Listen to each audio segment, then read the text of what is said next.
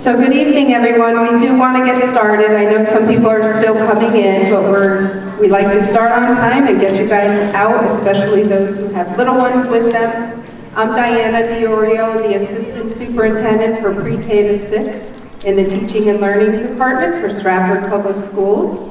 And I'd like to welcome everyone to our kindergarten information session. It's a wonderful way to start your child's kindergarten journey. We're happy and excited that you're here. And hopefully you take advantage of all the community members outside on your way out if you didn't already coming in. There's a ton of resources out there. They can answer a lot of questions for you. So hopefully you really enjoy the night. Thanks for being here. Before we actually start, I'd like to ask you to raise your hand if you are a first-time kindergarten parent or guardian. Wow, a lot. Okay. Hands down, welcome. Now raise your hand if this is not your first rodeo with the kindergartner coming. Put your hands up. Wait, you are not as excited as the other group. Put your hands up because everyone else is going to want to tap into you guys for what the trick is and some secrets. Whether this is your first or your last or somewhere in between, it's an exciting time. I know from experience of having 4 children, all 4 entered preschool, kindergarten, and every other grade very differently. So just because you think you might have it under control, you never know what your little one might be, or you might be in for from your little one. But regardless, it's an exciting journey. And we thought we would offer this to give you some information to help you with that journey. So listen carefully. You have a note card in front of you. If you need one, raise your hand. We'll come give you one. In case you have questions, write them down. We'll bring them up here at the end. We'll answer all the questions that didn't get answered throughout the evening. And then our core team will stick around for a few minutes. So if you have further questions that you don't want to ask in front of everyone, you can come up to any one of us and ask. Sound like a good plan? Are we ready to get started? Oh, you guys are way too quiet. This needs to be a fun evening. Are you ready? Yeah. All right. So first on our agenda is the agenda of what we're going to cover tonight. It's starting with introductions, so I do want to introduce my amazing team here helping us tonight. Did April come in? Here she is. April Bacca, everyone, my administrative assistant in the Teaching and Learning Office. I do want to thank her because she really did an amazing job for this evening with the press conference and everything that went into it, so thank you so much. She will be collecting your cards if you have questions, so throughout the night she'll walk a little bit up and down. If you have cards to kind of put to the end and hand it to her, that would be very helpful. We have Vicki Pillow, our amazing, no, you need to stand up, I'm not going to allow that. Come on. Amazing kindergarten teacher. She's been doing this for so many years, she could probably stand up here with her eyes closed. She never loses her excitement for teaching kindergarten. So thank you for being here. Damaris Cruz, our dual language and ESOL department head, couldn't be here this evening, but don't fear because we have the amazing Dan Hicks here, who runs the program at his school, the principal of Second Hill Lane. So he'll be sharing a little information with you and he'll do the dual language part. We have Bernie Escalante, our financial support specialist / registration. Big portion of her job. And she's going to be a wealth of knowledge for you and very helpful if you get stuck registering. We also have Rebecca Paris here in the administration secretary, also to help with the registration. We have Kate Cirillo, Assistant Director of Students and Staff Services. She'll be talking a little bit about special education. Ann Larson, one of our chapel school nurses, and Kim Velasquez, our nurse supervisor. Thank you for being here year after year. We also have Sam Rosenberg, our Supervisor of Innovation and Engagement. She's going to get it exciting for you. I'm going to have you go first. And Amanda Joy, Program Administrator for Stratford Parents Place. And we have our amazing Migda, who's here tonight, who you need to stand Say hi to everyone. If you need support with Spanish, Nika is the person to go. She works very closely with Sam in Sam's department, and we're happy to have her tonight. She'll also be around at the end if you have any questions that you might need translated in Spanish for you. Sound good? You can see the agenda. I'm not going to read it too much for you, but you'll hear a little bit about what to expect in kindergarten, how to register, a little bit about dual language, some health things, and we will have question and answers in the end. So, for those who don't know, Stratford has 8 elementary schools that house kindergarten programs in. There could be from 1 classroom of kindergarten up to 3 or 4. I don't think we have more than 4. 5? You guys. Always have to be different, Mr. Hicks. So 1 to 5 classrooms for kindergarten. But we want to make sure we give the message that no matter what school your child goes to, it is all the same curriculum. They follow all the policies and processes of the Stratford Public Schools, and we work as a really close-knit team, sharing ideas so that all the children get similar experiences. Yet, every school is unique in their own way, which makes it really interesting and fun. So I am going to make sure I covered everything. I'm going to turn it over to Vicki Pillow, who's going to talk a little bit about what to expect or what kindergarten looks like. Vicki.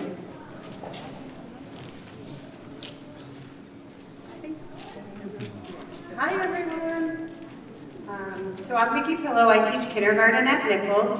I've been teaching kindergarten for 17 years in Stratford. So take a deep breath. It's going to be okay. I'm just going to do a quick overview tonight. June and in August, your schools will be reaching out to you with more specific information. I know everyone's always very worried about lunch and dismissals and things like that. All of your personal schools will talk about their own processes with all of that. This is just a quick overview. So I hope some of this will clarify some of your questions.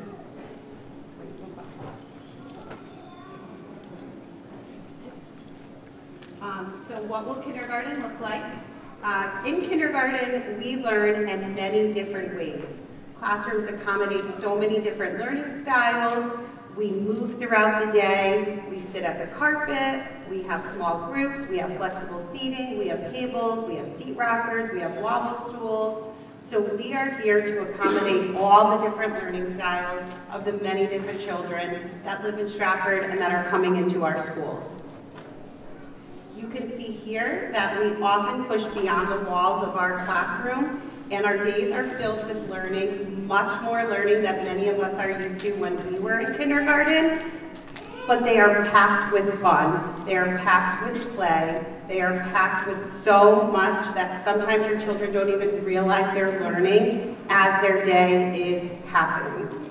We go on field trips, we have recess, we have cultural assemblies, we have visits from local community heroes like dentists and the fire department.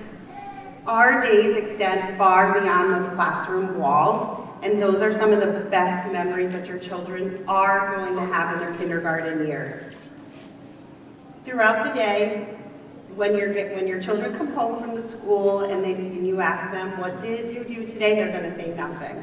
You want to make sure you're asking those specific questions. I know I always give my parents 25 ways to get an answer other than nothing, asking more specific questions, and this is just kind of little insight into what they're going to be doing.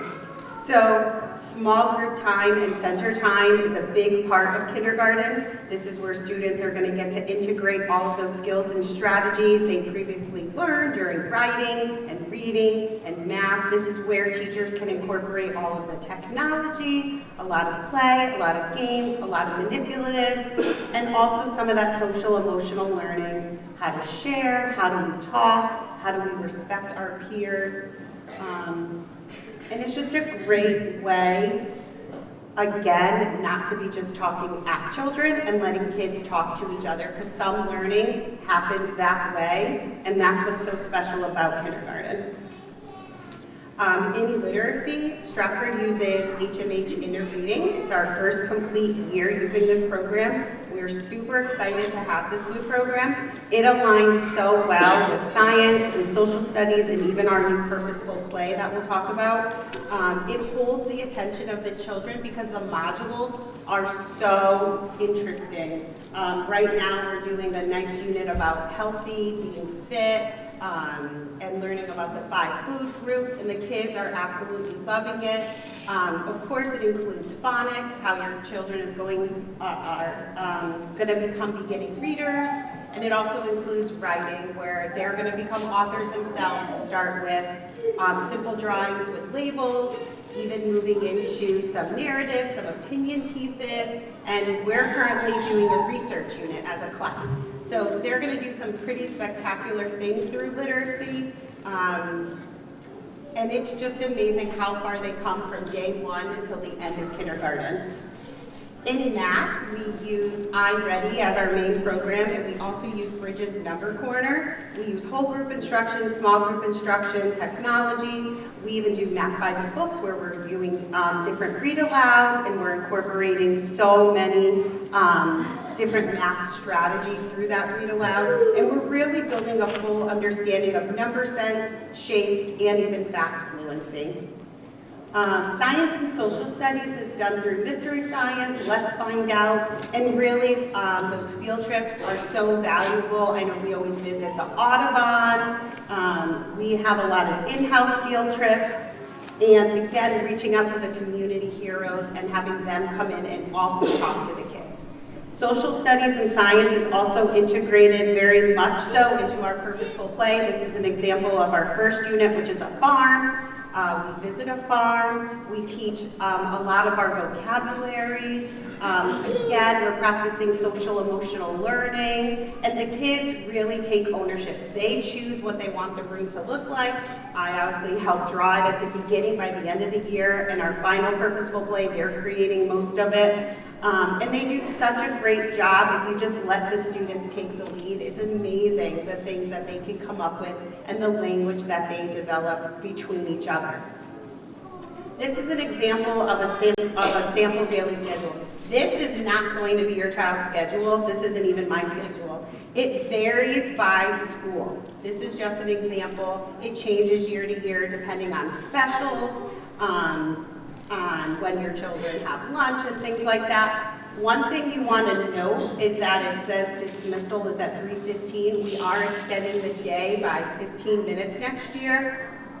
So I'm sure Dr. Diaro can talk more about that, but just a note that that is going to be extended next year, so the schedule is going to look even more different. But this just gives you an idea of how jam-packed your kindergartner's day is. But they won't just be sitting at a desk all day. They'll be up, they'll be moving, they'll be playing, and they'll be learning with their friends. And Mr. The dual language program, as you can see, is to promote bilingualism, biliteracy, academic achievement, and cross-cultural competencies for all students. So this is a very unique program. I would say that in Stratford, this is one of the feathers in our cap, this dual language program. Out of the 650 or so students at Second Helene, about 250 of them attend as part of the dual language program at our building. Each class is made up of 50% students who are native English speakers who are hoping to learn to speak Spanish over the course of their elementary careers. And we also have 50% of students who are native Spanish speakers. And so each class is a mixture of both, 50-50. And students spend half of their day learning in an English classroom and the other half of their day learning in a Spanish classroom. And that is every day. So Monday through Friday, they do the morning in one class and the afternoon in another class. It is amazing. The staff is amazing. The kids are amazing. And by the time they get to 6th grade, so we start them in kindergarten, which is why we're talking about it tonight. By the time they get to 6th grade, it is absolutely incredible what the kids are able to do.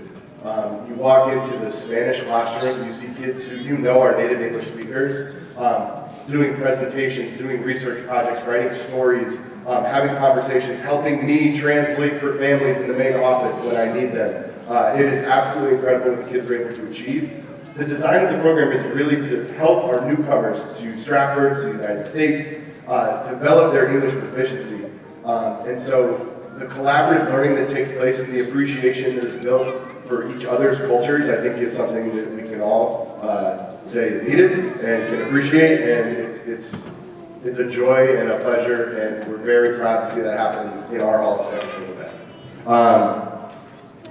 So if that was not a good enough pitch for trying to sign up for the language program, you can tune out the next. This is how you try to get in. So if you're interested in the dual language program, I'd be happy to talk to you more about it later on. But as part of the registration process, you are going to see a little box that looks like that. It's depending on availability, that's a really key point. That's part of your registration process. You want to check that box, so that helps let us know that you may be interested in the dual language program. And then we have some required information sessions. So the way you get into the dual language program is through the lottery process. I joke with families sometimes that, obviously, Second Helene is the best school in Stratford, and everybody has a chance to go to Second Helene because of this lottery. So if you're interested in coming to Second Helene as part of the language program, the requirement for you as parents is somebody needs to attend one of 2 information sessions that we hold at the end of March. Those information sessions are not presented by me. You get the nuts and bolts from Ms. Cruz and the team. And then after that, there's a virtual lottery that takes place to secure spots in the program. Okay, so more info to come, but the first step for you all is through that registration process. That box, make sure you're clicking yes that you're interested in the dual language program. And then keep an eye on your emails for that information, for the information sessions that are required for participation in the program as kindergarten. Registration. Mrs. Clark.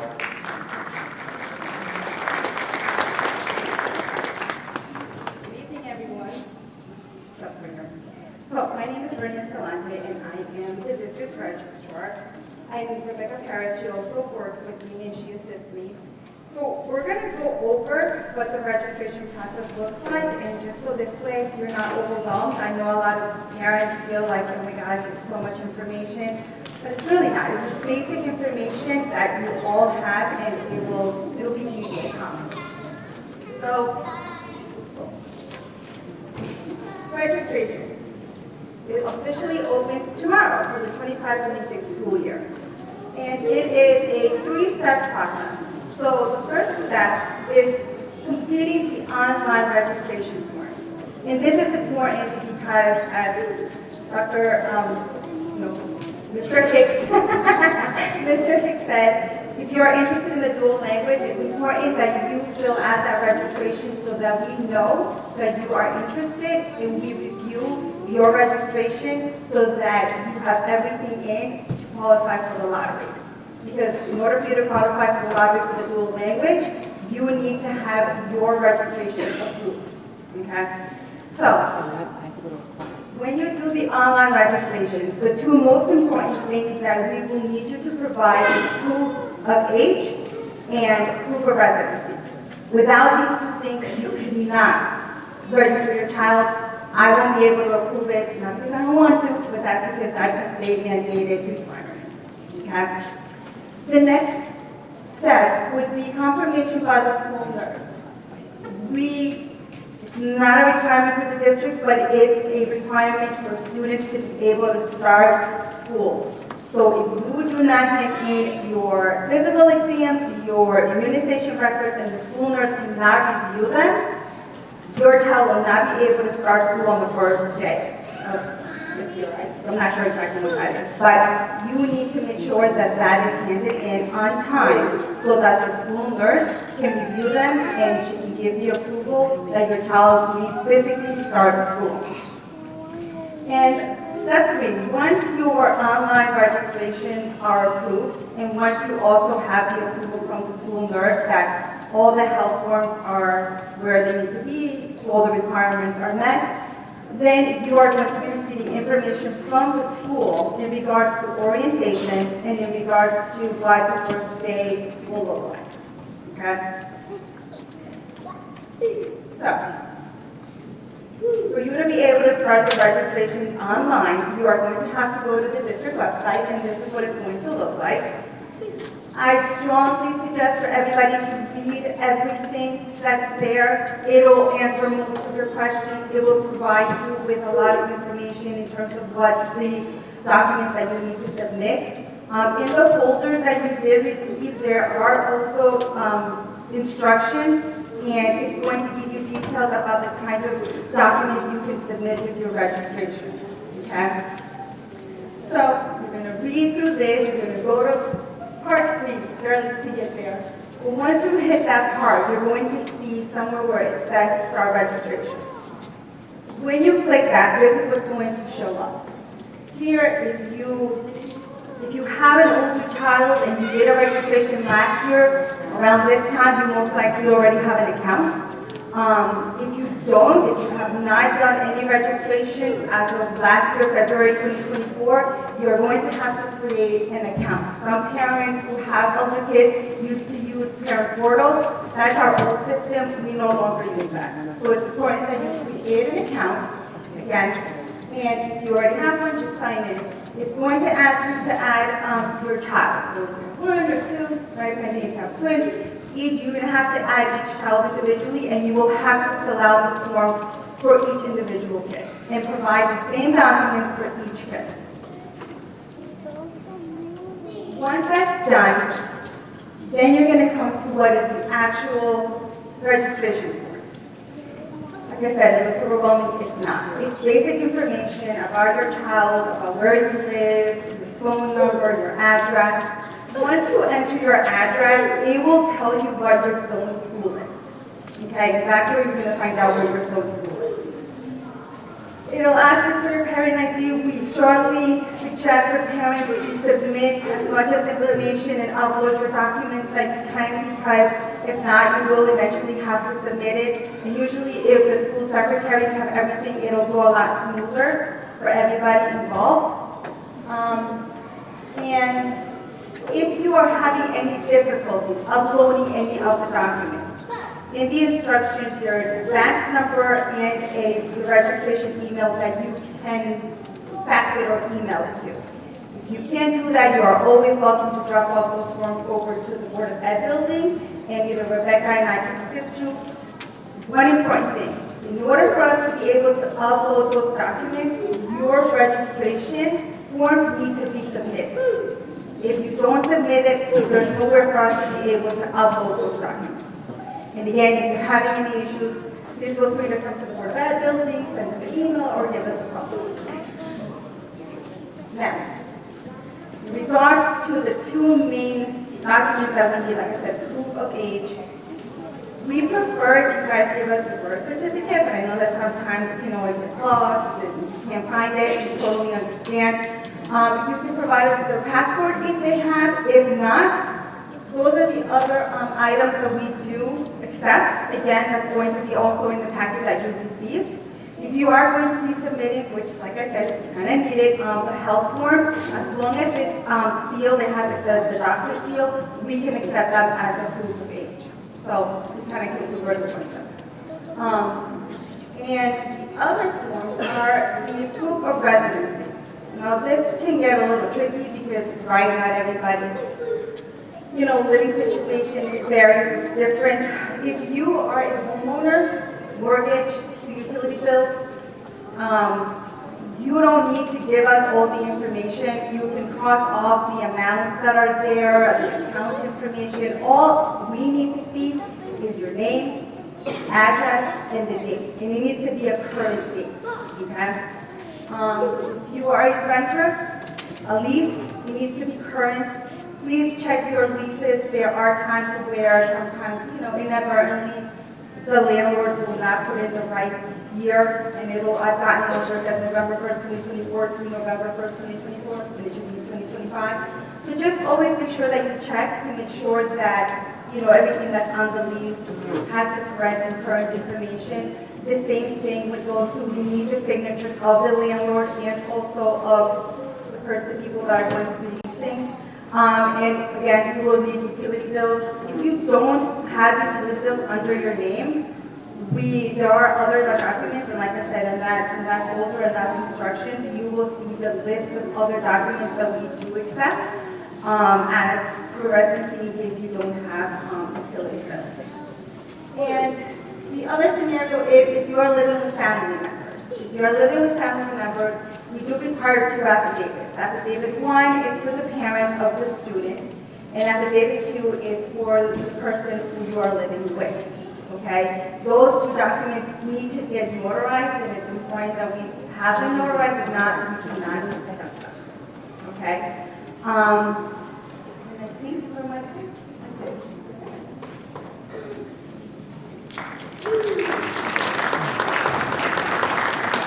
Everyone, my name's Rebecca and I work with Bernie. Just gonna kind of wrap up the registration process that she was just briefly talking about.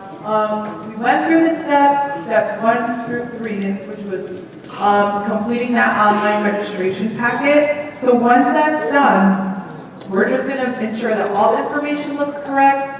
We're gonna make sure that we can read, everything is legible. I know everyone takes pictures on their phones. That's probably the most convenient way for most. We're just going to want to make sure you take time to get all those documents together. Could take like 20 to 30 minutes to do. Just ensure that we look at everything looks correct. You get that confirmation email, which is everybody wants to see that, which is, you're in, you made it. Welcome. But then, the second step, because we're almost there but not quite, is confirmation by our school nurse. So we have to make sure that health records and immunizations are in and they're up to date. They look correct by the school nurse. And then from that process is when you'll receive the confirmation from the school. But just so you know, failure to provide those necessary documentation could delay the process. So sometimes I know it's a little frustrating, everybody. You know, you're not going to the doctor at the same time that you're doing the registration. But just ensure that all that information is correct or you're able to obtain those documents. And then from there is when you're contacted by the school. So just be patient. I know we're really super anxious to get in and find out the class, find out the start date, find out orientation. But once everything is finalized through those 3 steps, that's when you'll be able to hear from your school, hear from the administration of your school, and then you're really in. So if you have any questions for us for registration, you know our faces, Bernie and Rebecca, and this is our email and our phone number, and yes, pick it up to.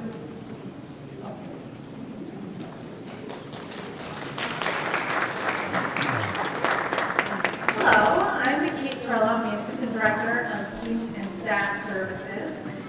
So our department oversees special education. I predominantly work with our teams who are pre-K through 8th grade, but we work with students who from 3 until 22. We are very proud of our teams and our staff. In each of our buildings, you will find para-educators, special educators, full-time school psychologists, at least one full-time speech and language pathologist, social workers in every building, and we also have occupational therapists, physical therapists, BCBAs, and behavior technicians that work throughout our district. We are also very proud of our continuum of services. We offer for our students with individualized education plans because they require specialized instruction. We have services that are all from push-in to the regular education classrooms. So you'll see all of these people in the kindergarten classrooms. And we're pulling some of our students out. Our kids are always excited to go with our educators. I think even the students who don't require those services wish that they were going with those educators. So push-in all the way through district programs where we have more specialized, for students with more specialized needs. We are really excited to welcome more kindergartners, and special education offers a lot. If you have any questions, please feel free to reach out to us at any time. We're happy to talk with you about your own students' individualized needs. Here's all of our contact information. Heather Borges is our Assistant Superintendent of Staff and Student services, but is also our acting superintendent. There's myself. Jessica Alexander oversees our specialized programs. Samantha Aurelia is our high school and out-of-district placements. And our secretaries who probably know more than any of us now. Feel free to reach out anytime.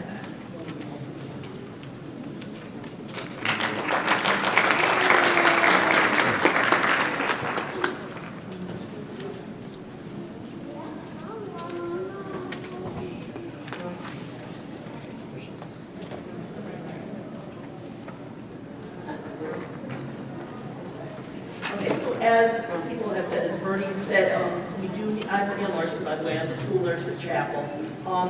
We do need the current physical, or we call them blue forms, but doctors have these different forms. They're also online, so you can download them. We ask the parents to fill out the front page and sign the bottom of them, and then the doctor fills out the rest and will give you an immunization form. If the physicals haven't been done yet for 2025, you can always put one in for 2024 to just start your registration. A good place to ask is if your child's in pre-K, but if they're in the private pre-K, just ask them for their current physical so that way you have it without having to go through the doctor.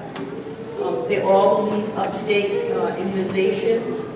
If the physicals will not be done until the fall, which now happens because of insurance, please call your pediatrician just to make sure your child has gotten all of their immunizations, including the ones that have to be given after 4 years of age. Those are DTaP and polio and MMRV, measles, mumps, rubella, and varicella. A lot of times the doctors will wait to give those at the 5-year-old physical. If those physicals are in the fall, call your doctor. You can make an immunization-only appointment and just get those immunizations done so your child will be set. Let's see, flu shots, just so you know, are recommended, but they are not required for kindergarten.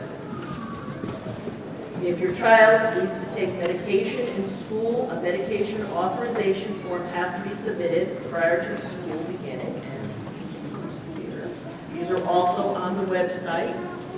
This has to be given for everything, even over-the-counter stuff like cough drops. We can't give anything in school unless we have that form. Now, if, say, your child is on an antibiotic and you don't want to go through all the hassle, you can come in and give them the medication, or grandpa or grandma or whoever can come in and give it to them, but the school staff cannot give it unless we have that authorization. All the schools are, at least the grammar schools, are peanut safe, nut safe schools. So just remember to take a look at anything that you send in. Remember, no Nutella, no almond milk. Some people send that and they forget that that is also a nut.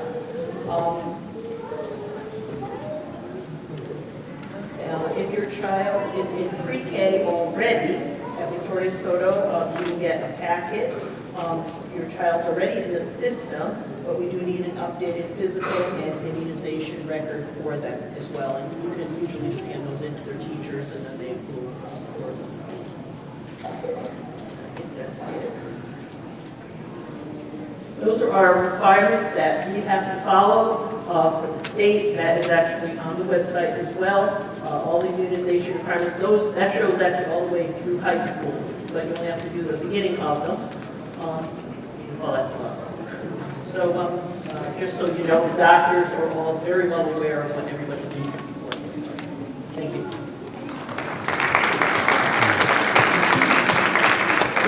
Hey everybody, me again. Sorry. Just a quick show of hands. Anybody know that they're possible second Helene families? Just okay.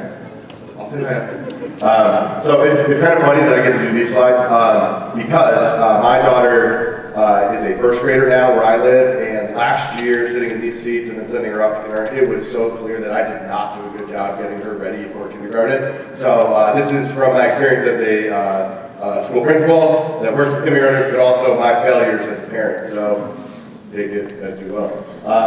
Reading and writing readiness, I think the more that we can just be reading with our kids, exposing them to letters, quizzing them on what letter is that, trying to get them thinking about what those things are and what they mean. Just starting those conversations with our kids is huge. When I put these slides together, my thought was singing a nursery rhyme with you all, but I'm going to save everyone going from that. So singing nursery rhymes is great because it helps kids learn how to rhyme. So Betsy, did you want to sing? No? Okay, cool. Drawing and labeling pictures, foundational skills as they're getting ready to be writers is also very fun and important, and we know kids like to draw pictures that don't make any sense to us, so having them tell us what it is and helping them label it is a great thing to do as your kids are getting ready. And then just giving them experiences to be outside, to play, to get with other kids. Experiences build context, which helps kids build meaning, and that's the foundation for them learning. So the more experiences you can give them, as much as you can give them all the time, just, you know, it's not like you guys are busy with anything, but try to keep doing that. I'm sure everyone's doing a great job. Huge shifts in our state and our nation related to literacy instruction. So we instruct our students, as you heard, with a new curriculum this year in Stratford, with HMH into reading, but it's all based on the science of reading. And so there's some posters here that you'll see later on. But just thinking about the way that we instruct kids, taking a systematic approach and a scientific approach to build on those foundational skills and doing things in order so that kids are really prepared to build those higher level comprehension skills as they grow as readers. Okay, so this is what we believe, this is what we do, and our teachers are doing a phenomenal job with this every day. In terms of math, if you guys are like me, and if your kids are like mine, they're really good at 1, 2, 3 because I'm constantly trying to get them to listen, right? So 1, 2, and I get to 3 and they still don't listen. So they got those, but if you guys can keep going to like 20, not to get them to listen, but just in general, getting them counting, understanding that numbers mean something, you know, giving them 2 toys and taking away 1 and trying to figure out how many they have left. All those kinds of things, building kind of that number sense. You have some other suggestions here of different activities that you can do for math readiness. And on this, there are also links to state standards, different activities, and some videos that are very helpful as parents. And in terms of science, I would just say going back to those experiences, getting your kids outside, getting them curious, asking them questions, and encouraging them to ask questions about the things they see in the world around them is probably the best thing we can do as parents to help them get ready for kindergarten. We've got some really engaging curriculum that the kids do, not only through the science piece, but also through our literacy curriculum. As you heard, there's some really, really great tie-ins for science and social studies that we're excited about and the kids are engaged with. So with that, I'm going to stop talking. If you're a Second Helene family, please make sure you say hi if you can before you leave. I'd love to meet you and tell you more about how we're the best school in town. And with that, I'm going to hand it over to Ms. Sam Rosenberg.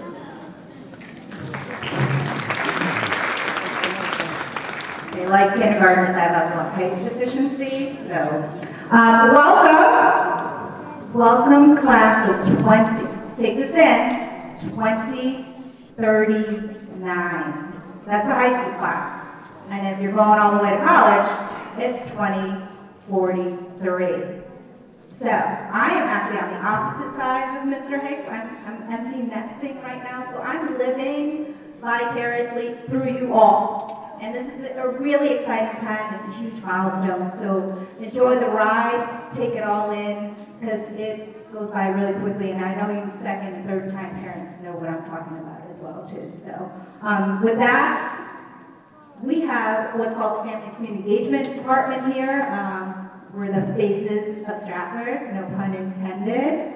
And so the intent and the purpose of this department is really just to connect you to the school community and the broader community out there as well. And I do have, like Dr. Dorio said earlier, Migda is here. She's fabulous. She knows more about the community than I do, so she'll probably be the one that you contact most frequently. I also have Miss Amanda Joy, who is part of our Parent C programming, and she'll come up here. Why don't you come here now, Miss Joy? Okay, because she's going to go next anyways. But Ms. Joy is going to really talk to you about some of the programs.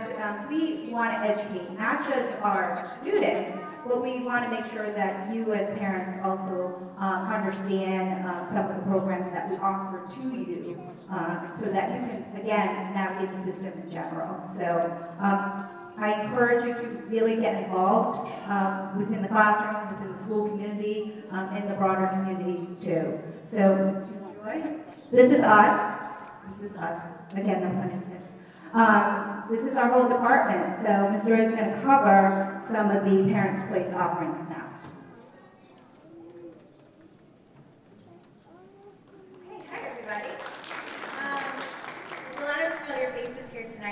seeing Parents Place families that are getting ready to move out of our programming and into kindergarten.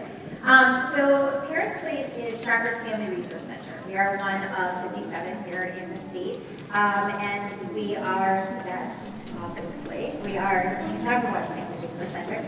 So we do two kind of different things under our whole umbrella as part of the Family Resource Center and the engagement that we encourage you to use. We work with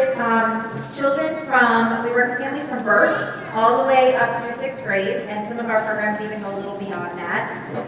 We have two different things that we do. So our parent-supported education is a little bit more hands-on. We invite families to come into programming that happens at Parents Place. We are currently located in the rear of Johnson House. And those look like activity groups that parents come to, groups that your children get to connect with other children and parents get to connect with other parents and learn from parent educators.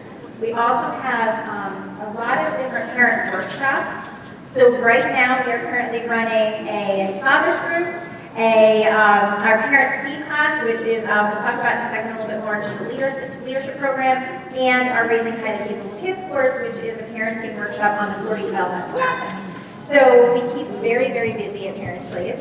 And then we also do home visiting. So one of the big things we are going to tell you is that in this process for the next few months, as you're doing registration, and as you are getting ready for kindergarten and you're talking about all these things like Mr. Hicks said, the science experience, the math and reading experiences, and you're starting to feel a little bit like, are we ready for kindergarten? Are there resources we need? We encourage you to reach out to us. You can call Parents Place, our helpline at any time.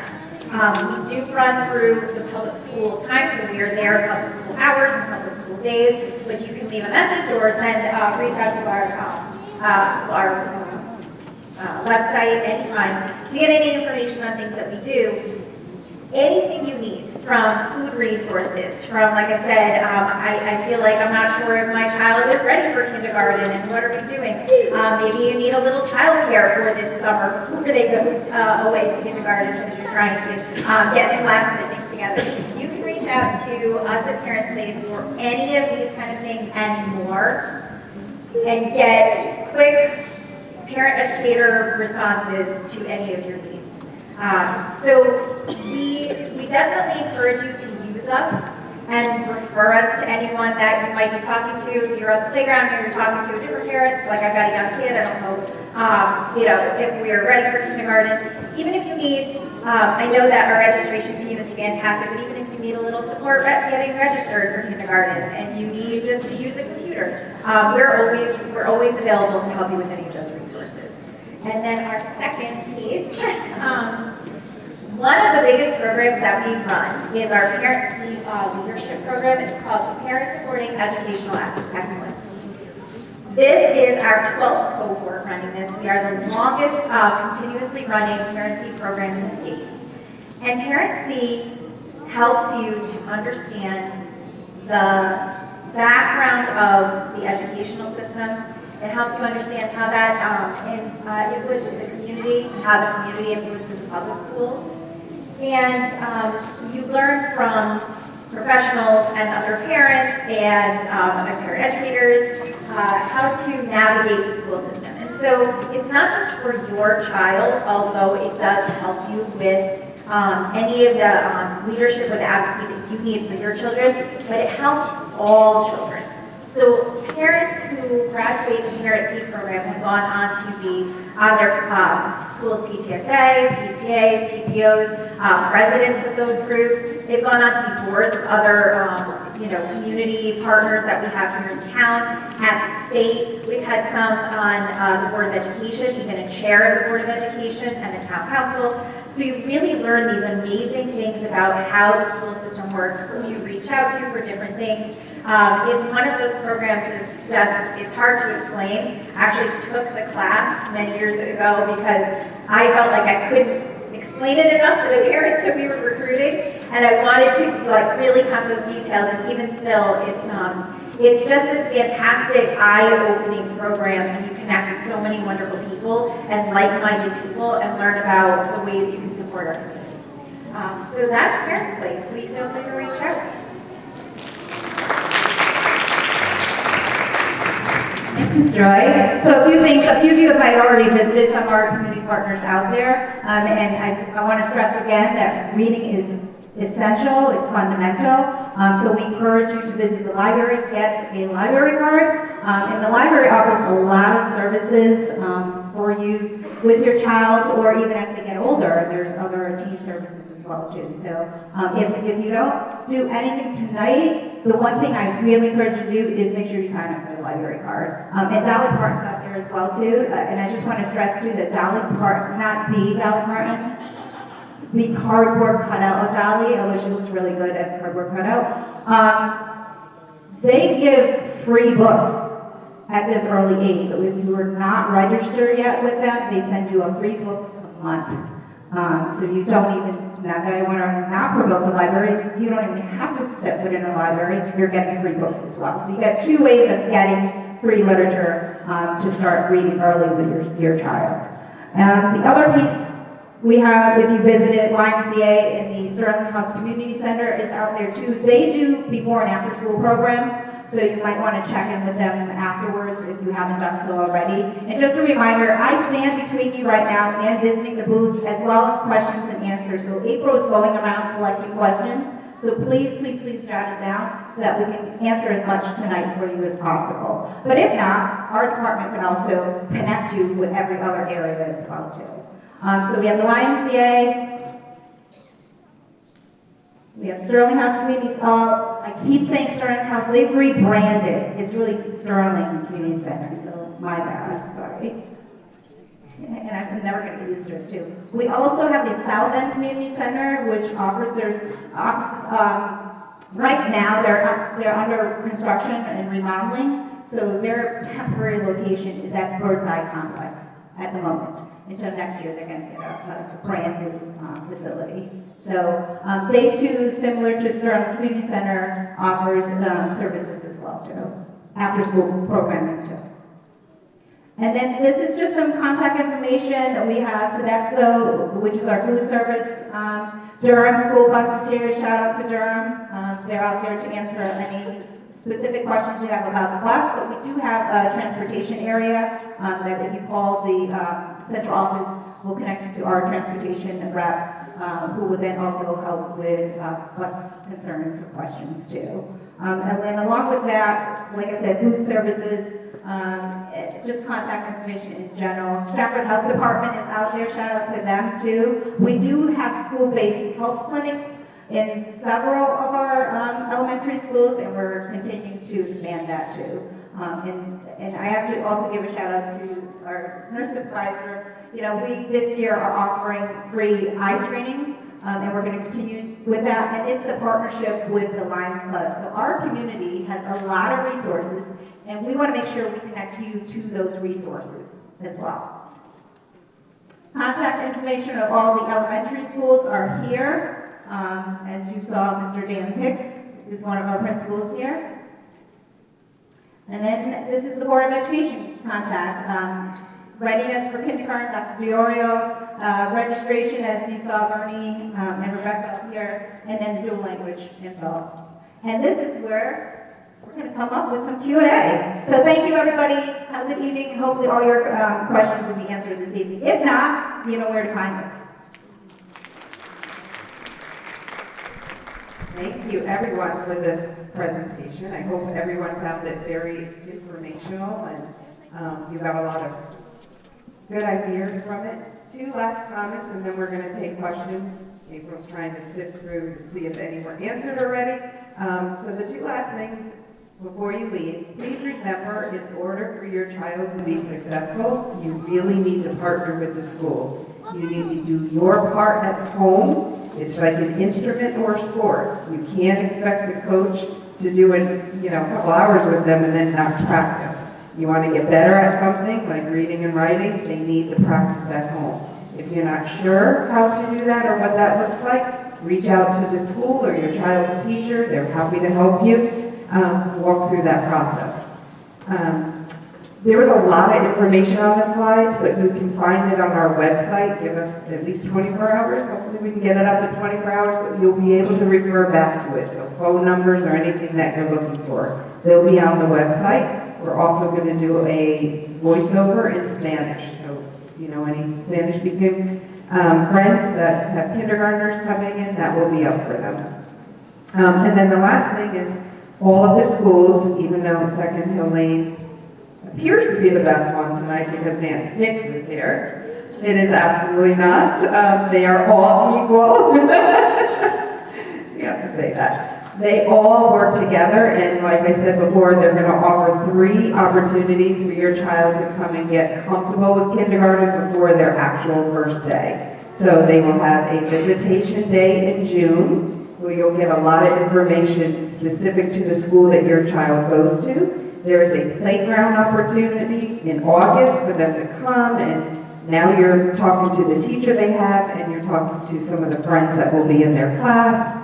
PTAs are usually there giving out information. And then on the first day of school for grades 1st through 12, kindergarten comes for only 1 hour. So we kind of trick them, kind of tease them. They come in for an hour, they get into the classroom, parents will get a lot of questions answered, and then the next day, that's when it all begins, and they come back full time. So hopefully we ease them in a little bit and offer lots of opportunities for them to get comfortable. All right, April, you have some questions for me?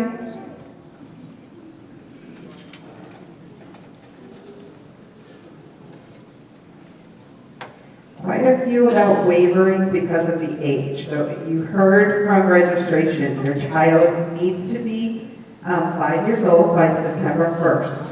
The state of Connecticut has asked all school districts to offer an opportunity to be evaluated, assessed, and see if your child is ready for kindergarten prior to being 5. So that process is you would reach out to the principal of the school that your child would go to. They're offering a day for your child to come in, have an assessment done, and then they will reach out to you with the results of the assessment. They pass, they can come in earlier than we recommend and the state recommends, but that is an opportunity. If you can't make it the day that the school is offering, we will offer it 3 more times in the summer, just in case. So hopefully that answers that question. Will the dual language program extend to other elementary schools in the future? We would love for that to happen. And I will hold on to that one and see if we can get lots of money to offer it at the other schools. Right now, no, that's not a possibility. It's very special to Second Hill Lane. That's what makes it very special there. How competitive is the lottery? Mr. Hicks, can you answer that one? It depends on the year. There's some years where we have a ton of interest. I'm sure since I did such a great job pitching it, there will be a ton of interest this year, but it depends on the year. So it's hard to say. Like I said, the requirements are attending those information sessions to be eligible to even be in the lottery. I will say, you know, we do end up having wait lists and things like that. Thank you. We do end up having wait lists and things like that in the event that there are more interest than seats available. I think the biggest piece is that lottery really extends to our native English-speaking families. At the kindergarten level, there are 24 seats reserved for the entire district. So think of it that way, 24 seats for the entire district for native English speakers because it's a 50-50 program. That is pretty intense and competitive. So that helps a little bit. That's the best I can do, I guess, in terms of numbers. Okay, the next question is, does the dual language program continue after 6th grade? The dual language program specifically does not. We end with 6th grade. The students kind of graduate, if you will, from the program. But then in the middle schools and into the high schools, so our first cohort of kids who went all the way through the program graduated from 6th grade last year. So they're in 7th grade this year at the middle schools. So Ms. Cruz, as well as the rest of the district, has worked on providing the right kind of Spanish opportunities for kids in the middle schools. We're continuing to refine that as we see kids come and we learn from this year's experience. So the program itself with a 50-50, half a day in English, half a day in Spanish, does not continue after 6th grade, but there is programming in the middle schools for Spanish instruction because putting kids who are pretty much fluent into a Spanish 1 or 2 class is not appropriate. So it continues to be a work in progress. Hold on, don't go nowhere. If they don't get in to dual language for kindergarten, is there an opportunity in the other grades? Following year? Stop shutting that off. There is an opportunity after 1st grade, thank you. After 1st grade, we really do not have students enter the program because after 1st grade, the language proficiency the kids have attained is really hard to catch up on. So we have had some 1st graders join. Typically, we do not have that much movement out of the program in the kindergarten year, so it's possible, but after 1st grade, we really do not, just because for a kid to jump into that and be 2 years behind in that language instruction is really difficult to overcome. And it is a very, very intensive program. I will say the expectations of kids are pretty high. For a kid to become, meet the same proficiency levels, meet the same benchmarks in English as a kid who is in a general ed class in English all day, you really need to be a special kind of kid and student to be able to keep up with that level of rigor. So think about that, think about your kids as you're considering the program, okay? Not going to turn it. There is a question if could you pass that to Amanda Joy? Because I'm going to have her share something right after I answer this. If my child is attending preschool, does that mean that they are already registered? If they're Stratford Public School preschool at Vicky Soto, yes. But if they're at any other preschool, no, you would have to go on the website and register. Did I do that correct? Okay. And Ms. Joy wants to put a plug for preschool night if you have any preschoolers. I apologize, I forgot to mention this before. So if you are finding that your child does not age into kindergarten for next year and you would like a little bit more information about preschool, or you are looking for something that's maybe a little transitional between preschool and kindergarten, we have a preschool information night coming up next Wednesday, February 26th, from 6:30 to 8 o'clock at Parents' Place. So that'll be held in the rear of Johnson House. You'll come in through the Parents' Place entrance. You can find that on our website, which is on the public schools website. And we have most of the preschool programs here in town, home child care providers, before and after school providers, lots of vendors, businesses, community partners that serve young children, children preschool age and going into kindergarten. So I hope that you guys will come out and join us for that. We'll share that information with others. Like I said, it will be a really good transitional night for a lot of you as families. You can just hold that, don't shut it off, and then we'll pass it if anyone else needs it. Without naming schools, how do I get my daughter to be moved to the elementary school that is closest to our home? So we don't do waivers anymore, the policy was just passed.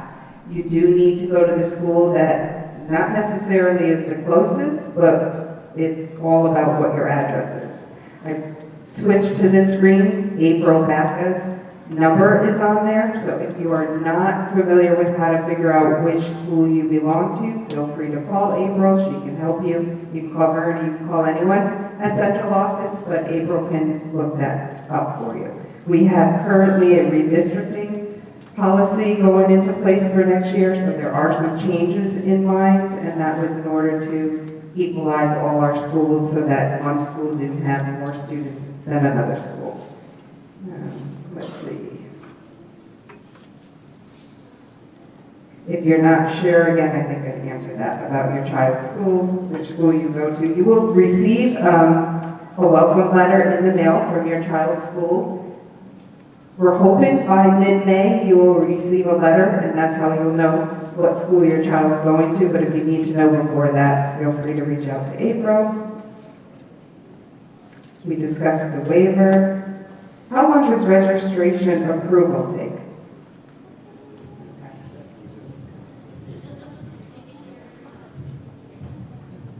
Depends. If you have everything in, it'll take about maybe two weeks, more or less. If we don't have, what we require, were going to reject it, you will receive an email stating why the registration was rejected and what it is that you're missing. So if you're able to provide us, like I said, with all the documentation that we need, all the information, the sooner we'll be able to get it going. Our goal is for kindergartners to be able to be in and approved so that by mid-May you can receive those letters letting you know what schools they're going to be attending.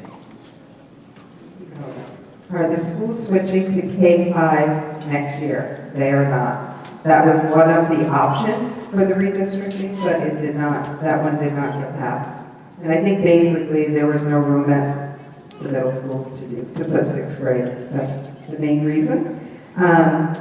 What are the average kindergarten class sizes? These are all great questions. It varies school to school. We've had very low numbers, like 14 in a class, and we've had a little bit higher, like 21, 22. That's the reason for the redistricting, so we're hoping that all the schools are a little bit more evened out in level. So that's roughly what the sizes are. Do K students get Chromebooks for homework? You can give it to Vicki, please. We do have Chromebooks. We do have Chromebooks at school, and we will pass out information on how you can do our reading program with WAFL or ST Math at home at some point throughout the year, but there are no Chromebooks being sent back and forth where your children will be doing homework on that. We talked about medical issues. If your child has a medical issue that requires medication, this individual is asking for a meeting ahead of time before school starts. Our schools are always open for communication, so they would be happy to meet with the school nurse, or the school nurse would be happy to meet with you to answer any questions about the medication. Just so you're aware, we don't have the 25-26 calendar yet. We should have that go into the board for approval shortly. Whatever the first day of school is, it's usually about 2 weeks before that the school teams come back from vacation. So if you're calling schools in the summer and you're not getting a response, you need something immediately, call our office. Otherwise, just wait 2 weeks before school starts. The team is back, and you can call the school and set up a meeting with the school nurse or principal or both. My child receives speech and occupational therapy at preschool. If it is needed, will he keep receiving it? So I think I can answer this, yes, unless you want to talk.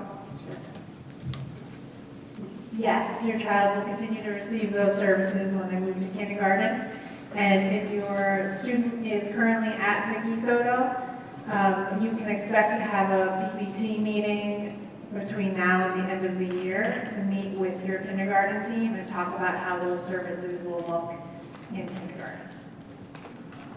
Thank you. Can you give a round of applause to this amazing team that gave lots of information to you? Thank you for coming. Welcome to Stratford Public Schools. We're going to stick around in case you have any questions. Have a great night and stop at the booths out front. Thank you, everyone.